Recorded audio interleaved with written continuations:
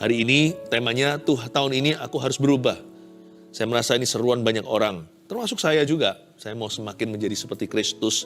Kita masuk ke hadirat Allah, berdiri di depan tahta dengan sebuah keberanian percaya bahwa Tuhan sanggup mengubahkan bukan hanya keadaan, bahkan mengubahkan sifat dasar kita jikalau diperlukan. Ibrani 12 ayat 1-11. Karena kita mempunyai banyak saksi bagaikan awan yang mengelilingi kita.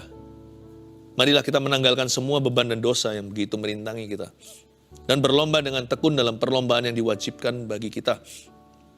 Marilah kita melakukannya dengan mata yang tertuju kepada Yesus. Yang memimpin kita dalam iman dan yang membawa iman kita itu kepada kesempurnaan. Yang dengan mengabaikan kehinaan, tekun memikul salib ganti sukacita yang disediakan bagi Dia. Yang sekarang duduk di sebelah kanan tahta Allah. Ingatlah selalu akan Dia yang tekun menanggung bantahan yang sehebat itu terhadap dirinya dari pihak orang-orang berdosa. Supaya jangan kamu menjadi lemah dan putus asa. Dalam pergumulan kamu melawan dosa, kamu belum sampai mencucurkan darah. Dan sudah lupakah kamu akan nasihat yang berbicara kepada kamu seperti kepada anak-anak? Hai anakku, janganlah anggap enteng didikan Tuhan. Dan janganlah putus asa apabila engkau diperingatkannya.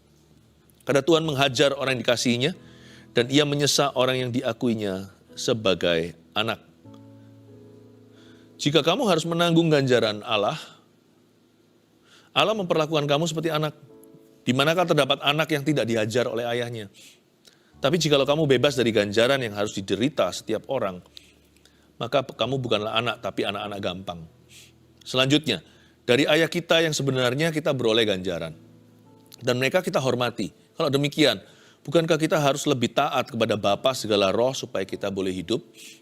Sebab mereka mendidik kita dalam waktu yang pendek sesuai dengan apa yang mereka anggap baik, tetapi Dia menghajar kita untuk kebaikan kita, supaya kita beroleh bagian dalam kekudusannya. Memang tiap-tiap ganjaran pada waktu ia diberikan tidak mendatangkan sukacita, tetapi duka cita. Tetapi kemudian ia menghasilkan buah kebenaran yang memberikan damai kepada mereka yang dilatih olehnya. Tahun ini aku harus berubah. Coba katakan pada diri sendiri, tahun ini aku harus berubah. Saya percaya tahun ini termasuk sebuah lomba. Perlombaan iman kita nggak berhenti. Kan kita belum mati. Saya percaya di depan ini adalah pertandingan. Kita bukan berlomba melawan satu dengan yang lainnya, terutama kita bertanding melawan diri sendiri. Bisakah kita lampaui tahun lalu diriku itu? Bisakah saya menjadi lebih baik? Tapi bukan self-improvement. Tujuan akhirnya bukan saya jadi lebih baik. Apa bedanya sama orang dunia yang tidak percaya pada Tuhan? Semua orang juga mau jadi lebih baik. Jikalau bukan lebih sopan, mereka mau lebih berhasil, lebih sukses, lebih kaya dan sebagainya. Bukan itu perlombaan iman kita. Tapi tahun ini aku mau menjadi lebih seperti Kristus dibanding tahun dulu. Karena kita mempunyai banyak saksi ayat 1, bagaikan awan yang mengelilingi kita. Baru setelah itu marilah baru kita berbuat sesuatu. What you see is what you get. Mata itu jangan melihat sembarangan. Anak kecil lihat papa mamanya. Papa mamanya teladan buruk, anak-anak itu biasanya juga tumbuh dewasa, kurang mendapatkan teladan yang tepat. Biasanya mereka melihat orang tuanya kok begitu, akhirnya mereka tidak bertumbuh dengan baik. Anak muda, kalau melihat idolanya, meniru pakaian, baju, cara berdandan, cara berbicara, what you see is what you get. Semakin tua juga sama.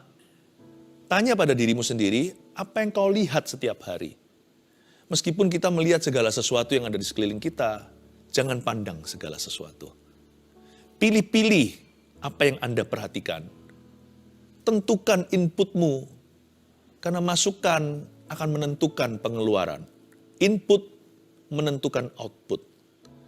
Kalau kita terus melihat yang negatif, niscaya cepat lambat kita jadi orang yang negatif pula, dan semua kenegatifan keluar dari hidup kita, dan bukan jadi berkat bagi orang lain, melainkan jadi sandungan.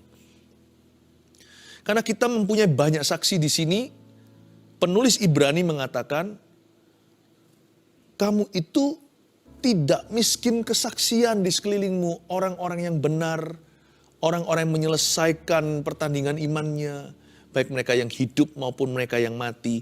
Mereka itu adalah saksi bagaikan awan yang mengelilingi kita. Kalau Anda dan saya bisa milih tahun ini, siapa yang kita lihat, siapa yang kita contoh dan teladani, pilihlah awan biru bukan awan kelabu. Fokus jangan yang negatif, fokus kepada yang positif. Tuh hamba Tuhan jatuh, orang Kristen sama saja, yang gak jatuh lebih banyak. Tuh orang Kristen kok begitu kelakuannya, ada satu langsung kamirlah seluruh adonan. Kita jadi trauma sama semua anak Tuhan, padahal anak Tuhan yang berbuah-buah lebat dalam Roh Kudus dan kebenaran tidak kurang-kurangnya. Gereja itu, wah gereja kok begitu? Gereja yang tulus, gereja yang mengasihi Yesus sempurna nggak ada, tapi gereja yang bertumbuh dalam kasih karunia ada di sekeliling kita. Semua laki-laki sama aja karena mungkin keluarganya broken home. Papa mama melewati perceraian. Nggak semua pernikahan demikian. Kalau Anda boleh pilih, mau awan biru atau awan kelabu, pilihlah awan biru. Itulah saksi-saksi Tuhan Yesus dalam hidupmu. Buku bacaan juga pilih-pilih, kalau ada yang suka baca buku ya. Pilihlah misalkan ada biografi atau tulisan orang-orang yang membawa dampak positif dalam kehidupan Anda. Terutama dari jari jemari orang-orang yang punya Roh Kudus di dalam hatinya. Orang-orang yang takut akan Allah. Kita mempunyai banyak saksi. Jadi kalau kita jadi orang negatif itu salah siapa? Bukan salah Tuhan, bukan salah orang lain. Salah kita sendiri. Ayo tahun lalu kita negatif. Tahun ini kita lebih positif. Tahun lalu kita mengeluh, tahun ini kita syukuri. Jangan terus hitung kurangnya apa, hitung berkatnya berapa. Count your blessings, name them one by one. Hitung satu persatu berkatmu. Apa yang ada padamu sekalipun itu sedikit dibanding apa yang dimiliki oleh orang lain atau tetangga kita. 5 roti 2 ikan di tangan Yesus memberi makan 5.000 orang. Kalau itu dipanjatkan dengan ucapan syukur kepada Bapa. Kita mempunyai banyak saksi. Bagaikan awan yang mengelilingi kita. Marilah kita menanggalkan semua beban dan dosa yang begitu merintangi kita. Berhenti di sana di 12b.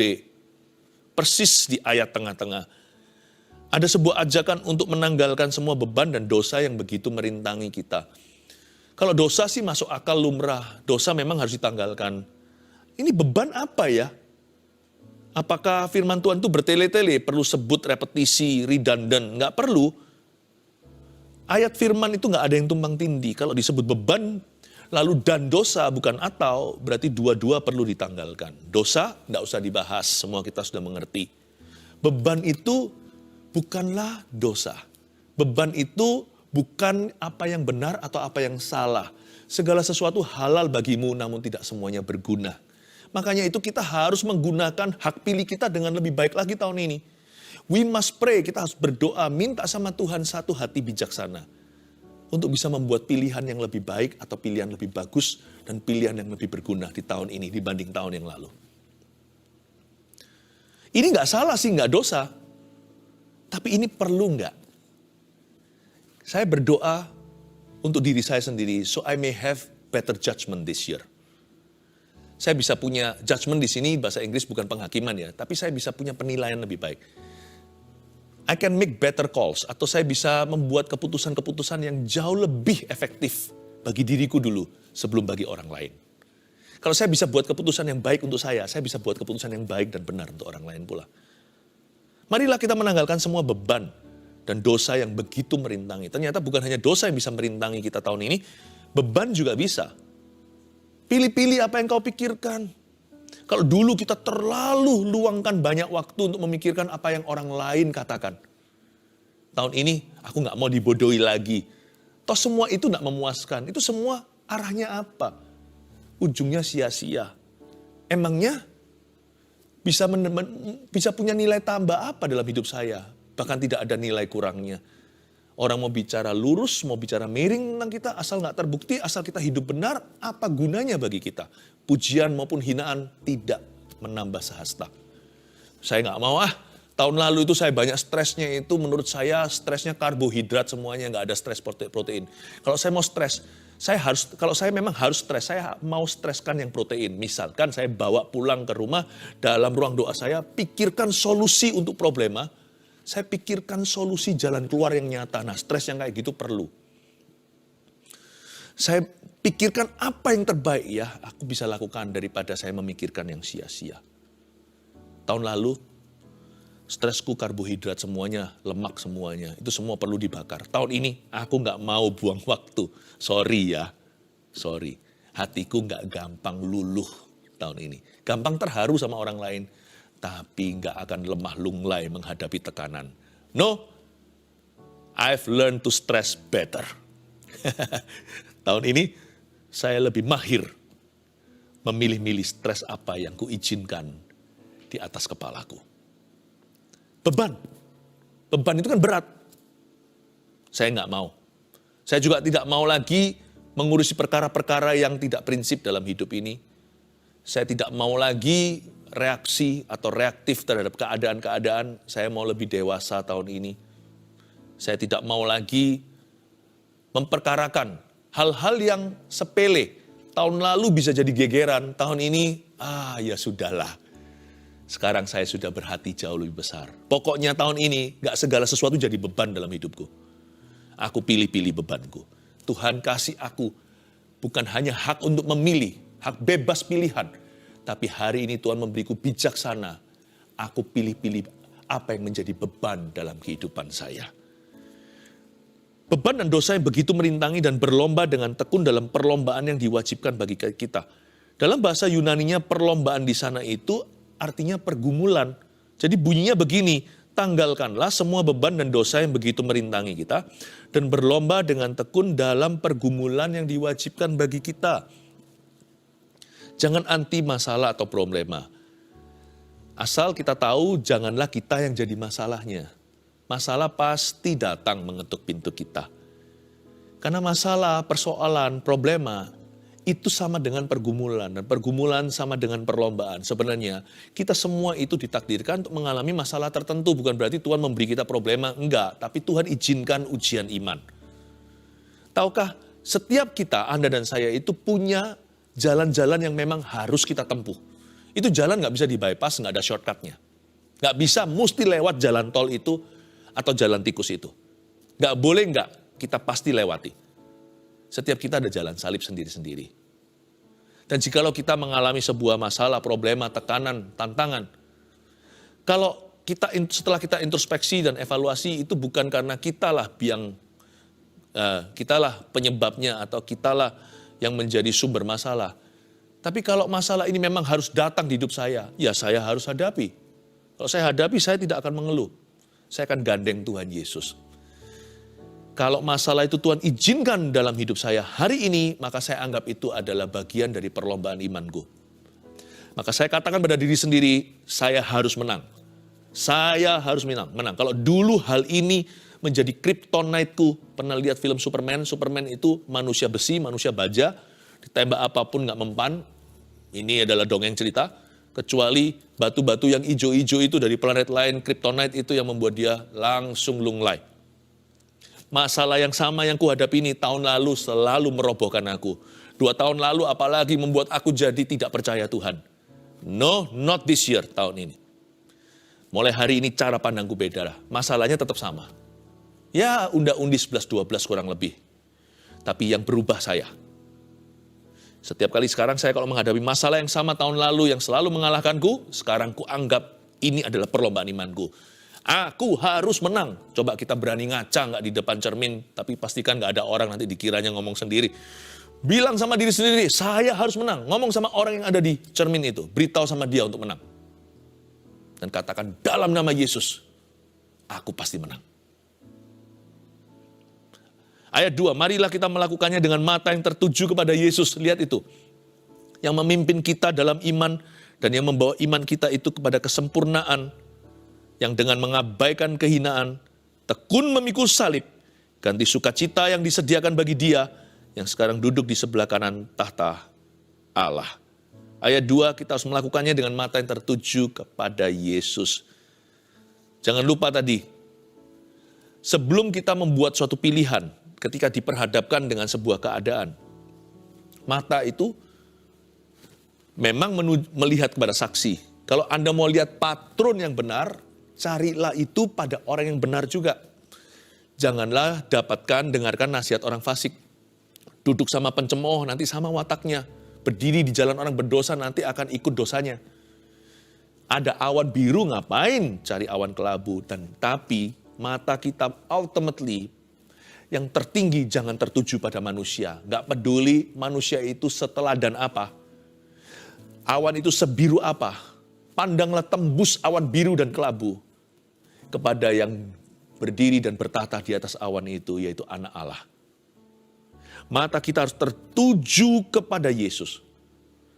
Cerita hidup orang lain, sukses gagal mereka bisa menjadi inspirasi dan pelajaran buat kita. Tapi tetap ujungnya, biar firman-lah yang punya otoritas tertinggi dalam kehidupanmu. Jangan lupa buka halaman buku ini, karena di dalam buku ini kau temukan Yesus. Mata kita harus tertuju ke Yesus, karena Yesus yang memimpin kita dalam iman. Iman timbul dari pendengaran firman. Dan bukan hanya dia memimpin kita dalam iman itu, dia akan membawa iman kita pada kesempurnaan.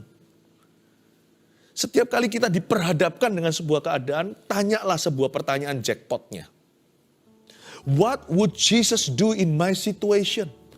Kalau mata kita tertuju pada Tuhan, apa-apakan Yesus?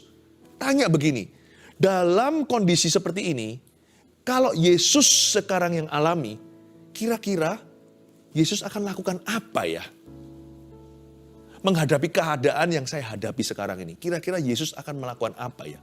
Memang gak bisa selalu applicable, gak bisa selalu aplikatif. Kadang-kadang konteks hidup kita jauh dari cerita Yesus di Alkitab. Kita gak bisa, kira-kira Yesus akan lakukan apa ya? Karena zaman Yesus belum ada teknologi seperti hari ini. Laptopnya, misalkan, tentang games. Kita nggak bisa samakan apple to apple, langsung plug sama gitu, identik dengan Yesus. Nggak selalu pertanyaan itu bisa relevan dengan keadaan kita. Tapi kalau itu bedanya terlalu jauh dengan Yesus, misalkan, kalau aku sekarang main games gini, kira-kira kok Yesus main games berapa jam ya? Nggak relevan, Yesus nggak main games.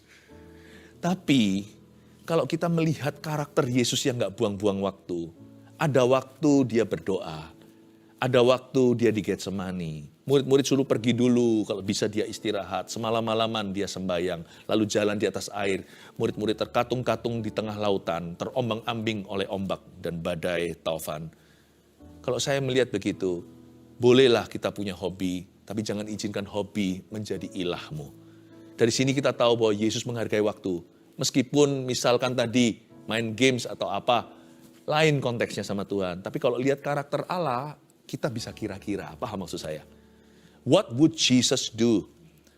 Yesus tidak menikah, dia anak Allah. Nggak mungkinlah dia nikah dengan seorang anak perempuan, anak manusia. Semua itu kan ciptaan Tuhan. Pada mulanya adalah firman. Firman itu bersama dengan Allah, firman itu adalah Allah. Segala sesuatu dijadikan olehnya. Gak mungkin kan semua itu, Maria Magdalena, siapa lagi, semua kan ciptaannya. Gak mungkinlah Yesus jatuh cinta sama ciptaannya. Gak mungkin Yesus menjadi setara. Jadi Yesus tidak menikah, karena Yesus pencipta. Kita ciptaannya, saya ini papa, anak saya ada perempuan, ada laki-laki. Saya secinta-cinta saya sama anak wanita saya, dia anak bagi saya. Gak bisa saya itu bisa menjadi setara. Jadi kalau kita dalam pernikahan, mungkin kita gak bisa jiplak. Yesus kira-kira gimana ya kalau dalam pernikahan saya dengan istri saya. Tapi kalau kita lihat Yesus adalah kasih, terapkan kasih dalam pernikahanmu. Yesus digituin loh di kayu salib, bukan hanya disemprot oleh istrinya atau dimarahi oleh suami. Yesus itu diludahi, dipukul, disalibkan, dicambuk, masih bisa berkata ampuni. Bapa ya ampunilah mereka nggak tahu apa yang mereka perbuat. Bisakah kita itu menganggap pasangan kita khilaf? Ya sudahlah, kasih waktu 1 hari, mungkin nanti dia berubah pikiran. Mungkin gak ada sorry esok hari. Tapi kalau dia sudah berubah sikap, berarti dia sudah menyesali. Bisa gak kita cincai jadi orang bisa murah hati seperti Yesus? Paham ya? Cara kita berubah itu dengan kita mandang Yesus. Tanya pertanyaan ini, what would Jesus do? Yesus itu akan lakukan apa ya dalam situasi saya? Sekalipun gak bisa menjiplak, kita bisa belajar sesuatu dari karakternya. Tangkap itu. Itu adalah permulaan perubahan kita. Kalau kita hidup dengan standar diri sendiri, wah, anything you feel, segala sesuatu yang kau rasakan, itu yang kau jalankan. Tapi kalau kita hidupnya itu seputar berporos pada Yesus Kristus, hidup kita niscaya pastilah akan berubah perlahan-lahan. Ayat yang ketiga, ingatlah selalu akan Dia. Suruh ingat sama Yesus nih, yang tekun menanggung bantahan yang sehebat itu. Memang hebat, saya tadi ceritakan kan, tentang penyalipan. Dia mendapatkan menanggung bantahan yang sehebat itu terhadap dirinya dari pihak orang-orang berdosa, supaya jangan kamu menjadi lemah dan putus asa. Kita disuruh ingat Yesus, ingat akan Dia, yang tekun menanggung bantahan sehebat itu. Sekejam itu, sengawur itu. Bantahan terhadap dirinya dari pihak orang-orang berdosa, orang-orang yang salah dan menyalahi Dia. Supaya kamu jangan menjadi lemah dan jangan jadi putus asa. Di sini ayat ini memberitahukan kepada kita agar hati kita itu senantiasa tabah. Jadi orang itu jangan terlalu lemah gitu loh. Ada ayatnya, meskipun ada ayatnya, biarlah yang lemah berkata ku kuat.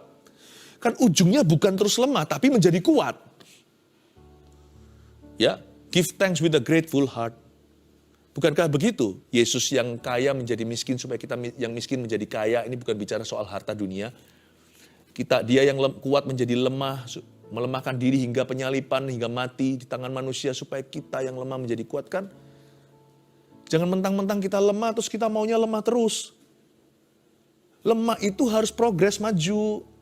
Memang kita lemah, Dia kuat. Dalam kelemahan kita, Dia menjadi kuat, betul. Tapi setelah itu kita jadi kuat gara-gara Dia kan? Kan gak lemah terus-menerus. Amsal 24 ayat 10 gak usah dibuka, bunyinya begini, kalau dalam kesesakan hatimu hambar, cepat ciut, betapa kecilnya kekuatanmu. Ada orang itu yang nyalinya kecil, makanya kita mesti berdoa, seperti Petrus, Yakobus, Yohanes, murid-muridnya berdoa, Tuhan tambahkanlah iman kami. Lord increase our faith. Doa itu sebenarnya bukan minta imannya ditambah, minta nyali, minta courage, minta keberanian, minta boldness. Ada orang itu bertubuh besar, mungkin kekar, nge-gym terus. Tapi persoalan sedikit aja dia langsung hambar, langsung tawar, langsung menghujat Kristus. Langsung takut, langsung pikirannya overthinking, langsung negatif. What if? Gimana nanti jikalau, apabila aku gak bisa begini, apabila terjadi demikian, apabila diizinkan begitu. Kalau Anda dan saya merasa nyali kita terlalu kecil, minta sama Tuhan seperti para rasul. Seperti murid Yesus memohon kepada guru. Tuhan tambahkan imanku. Minta sama Tuhan, buat mentalku baja tahun ini. Aku dulu itu lemah gemulai kalau soal persoalan. Aku jago kandang, kalau gak ada masalah, wah aku gagah perkasa. Tapi sekali disuntik masalah langsung lemas. Padahal kalau disuntik gitu itu booster dari Tuhan, membuat kita kuat. Tidak ada senjata ditempa melawan akan berhasil. Semua persoalan yang menempa kita, itu nanti akan jadi solusi bagi orang lain. Setiap problema yang sekarang menusuk kita, itu jadi immune system, nanti jadi antibody kita kemudian hari. Itu membuat kita bukan hanya jadi jauh lebih pintar dan bijaksana, tapi menjadi kesaksian iman buat sesama kita. Tuhan akan jadikan Anda kasus kemenangan berikutnya. Bukankah itu semuanya vaksinasi dari sorga? Tapi kena suntiknya, belum kena suntik baru lihat sudah lemes, bukan main. Ada orang yang nyalinya kurang. Maka kalau seperti itu dirimu, minta tahun ini berubah begini. Kasih aku mental baja. Gak apa-apa ya Tuhan, aku ini gak kaya. Gak apa-apa Tuhan secara materi pas-pasan. Tapi aku mau jadi orang yang kuat dalam kuat kuasamu. Tahun ini aku gak selemah dulu. Aku tetap melemahkan diri. Siapa aku? Aku bisa berbuat apa tanpa Engkau Tuhan? Di luar Engkau. aku tidak bisa berbuat sesuatu. Aku tetap melemahkan diri, tapi I'm not forever weak. Tahun ini, aku akan lebih kuat dari tahun lalu. I'll be more courageous, aku akan lebih berani untuk perkara-perkara yang benar. Jikalau Anda merasakan hati Anda terlalu keras, minta Tuhan lembutkan. Ada lagunya kan, Bapa lembutkanlah hatiku, soften my heart. Tapi kalau hati Anda terlalu lembek, dikit-dikit takut, dikit-dikit nggak percaya, dikit-dikit udah ragu bimbang, dikit-dikit nyerah, saya rasa doanya diubahlah, bukan keluar dari masalah. Soalnya masalahnya bukan masalah. Masalahnya pada dirimu sendiri. Kalau segala sesuatu kau permasalahkan, menurut saya yang perlu berubah adalah diri Anda dan diri saya. Yang perlu berubah itu kita. Doanya diganti ya, bukan keluarkan aku dari masalah. Buat aku tougher than my problems. Buat aku kuat Tuhan. Buat aku beriman lebih besar dari tahun yang lalu. Beri aku mental yang baja untuk menghadapi persoalan. Lihat ya nanti ya, ayat 4 berikutnya. Dalam pergumulan, kamu melawan dosa, kamu belum sampai mencucurkan darah. Ini penulis Ibrani, mereka mendebatkan para ahli teologi apakah ini Rasul Paulus atau bukan. Pokoknya, saya kagum dengan penulis ini. Penulis ini tough, one tough dude. One tough man he was. Orang ini adalah seorang hamba Tuhan yang cukup kuat. Dia bisa berkata begini, dalam pergumulan kamu melawan dosa, kamu belum sampai mencucurkan darah. Dia suka mengecilkan masalah, sedangkan kita suka memperbesarnya. Wah masalahku, padahal Tuhan kata, belum sampai mencucurkan darah. Belum sampai berdarah. Itu loh, standarnya itu sampai berdarah. Berdarah pun tidak boleh mengeluh. Apalagi yang sebelum berdarah sudah suka mengeluh. Wah, tertemplak aku. Saya juga harus belajar. Dan sudah lupakah kamu akan nasihat yang berbicara kepada kamu seperti kepada anak-anak? Dengan kata lain, lumrahlah. Anak-anak Tuhan di dunia ini pasti akan ditempa, pasti akan diterpa, pasti akan diterjang pula. Hai anakku, janganlah anggap enteng didikan Tuhan. Dan janganlah putus asa apabila engkau diperingatkannya. Didikan Tuhan kadang-kadang dalam bentuk persoalan. Karena Tuhan menghajar orang dikasihinya. Hajaran Tuhan itu mungkin bisa jadi problema. Tapi di balik setiap problema kita, selalu ada pengajarannya. Saya suka ada kata ajar dalam kata hajar. Tuhan gak pernah hanya menghajar kita. Hajaran Tuhan itu bukan pukul kita. Tuhan gak pernah main pukul orang. Tuhan gak pernah main pukul-pukulan. Tapi persoalan itu secara figuratif juga bisa menjadi seolah-olah pukulan yang diizinkan dalam kehidupan kita. Janganlah mengeluh. Jangan takut juga. Tuhan itu menghajar orang yang dikasihinya. Tuhan tidak lepas tangan ketika kita di dalam tekanan. Dan ia menyesa orang yang diakuinya sebagai anak. Lumrahlah. Jangankan anak terang. Anak gelap aja, anak setan aja juga punya persoalan. Jadi kita nggak usah jadi orang yang terlalu lemah. Dikit-dikit kita teriak. Izinkan Tuhan memperkuat hatimu hari ini. Menjadi orang yang lebih tabah di tahun yang baru. Jika kamu harus menanggung ganjaran, Allah memperlakukan kamu seperti anak. Di manakah terdapat anak yang tidak dihajar oleh ayahnya. Tapi jikalau kamu bebas dari ganjaran yang harus diderita setiap orang, maka kamu bukanlah anak, tapi anak-anak gampang. Gak apa-apa. Kita pokoknya bilang sama Tuhan, Tuhan aku boleh punya problema hari ini. Tapi aku tahu ya Tuhan, selama aku adalah anakmu, aku tidak takut bahaya. Sebab tongkat dan gadamu, itulah yang menghibur aku. Selanjutnya, dari ayat kita yang sebenarnya kita beroleh ganjaran dan mereka kita hormati. Kalau demikian, bukankah kita harus lebih taat kepada Bapa segala roh supaya kita boleh hidup? Saat dalam persoalan, pikirkan satu aja. Yang penting saya taat. Yang penting pokoknya aku tidak mendukakan hati Tuhan. Urusan nanti gimana hasil akhirnya itu Tuhan yang tahu. Tapi skor sementara di tangan saya. How do I obey Christ today? Bagaimana saya mentaati Kristus dan firman-Nya? Jangan urusi hasil akhirnya. Anda dan saya hanya urusi perolehan sementara. Sehari demi sehari, setiap hari, setiap sifat, Tuhan mengubah kita. Responi Tuhan, jangan reaksi pada keadaan. Perolehan sementara itu adalah kesusahan sehari untuk sehari. Yang penting pokoknya hari ini, aku hidup benar di hadapannya. Yang penting apapun terjadi, aku ada di poros kehendak Allah. Saya mending diombang-ambingkan di tengah lautan, tapi saya menuruti perintah Yesus, suruh pergi ke seberang dalam perahu itu, daripada saya jalan darat aman-aman, tapi nggak ada Tuhan. Sebab mereka mendidik kita dalam waktu yang pendek sesuai dengan apa yang mereka anggap baik, tapi Dia menghajar kita untuk kebaikan kita, supaya kita beroleh bagian dalam kekudusannya. Look at that. Asal Tuhan yang pegang tangan. Asal Tuhan pegang tangan saya, mau dibawa kemana aja nggak apa-apa, saya tahu ujungnya adalah kekudusan dan kemenangan. Memang tiap ganjaran pada waktu diberikan tidak mendatangkan sukacita, tetapi duka cita. Tetapi kemudian, kalau Anda baca kemudian itu berarti perlu kurun waktu, tidak langsung immediately atau instan.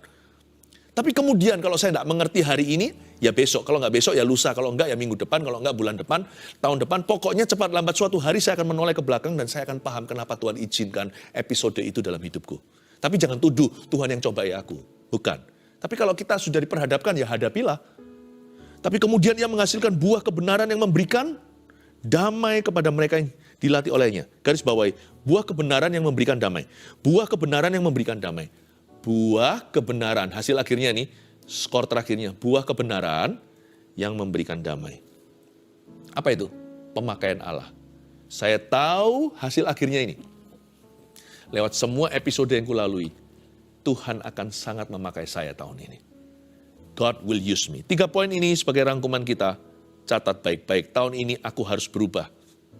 Pengertiannya begini. Ini yang harus kita lakukan. 1, buatlah pilihan-pilihan hidup yang lebih baik. Ya, tahun ini aku harus berubah. Dimulai dari mana? Dimulai dari kita membuat pilihan-pilihan hidup yang lebih baik. Pertanyaannya, jangan selalu, ini betul atau salah? Ini dosa apa enggak? Bukan itu. Tapi pilih, apa yang baik, apa yang lebih baik. Pilihlah yang lebih baik, kalau bisa yang paling baik. Misalnya, menggunakan waktu. 2, milikilah mental baja dalam menghadapi masalah. Jangan dikit-dikit menyerah. Lord, harden my heart. Boleh doa begitu. Tuhan, keraskan hatiku. Seperti batu karang yang teguh, tapi bukan keras terhadapmu. Lembutkan hatiku di hadapan Allah, tapi keraskan hatiku terhadap masalah. 3, jadilah alat Tuhan yang sangat dipakainya. Itulah buah kebenaran. Orang itu jadi buah kebenaran bagi orang-orang di sekelilingnya. Yang memberikan damai bagi orang-orang di sampingnya. Menjadi orang yang sangat berguna dalam kehidupan sesama. Pahami, Tuhan membentuk Anda dan saya lewat tekanan hidup untuk menjadi solusi bagi orang lain, bukan menjadi bagian dari problema dalam kehidupan mereka. Tuhan sedang merajut His servants atau hambanya. Tahun ini kita harus berubah, sebab Tuhan mau memakai kita. Mari kita datang menyembah kepada Tuhan. Kita nggak sama lagi seperti dulu. Mari kita akui ini dalam lagu. Mari kita bawa hidup kita. One touch from the Lord, jamahan dari Tuhan, sanggup mengubah sifat dasar kita.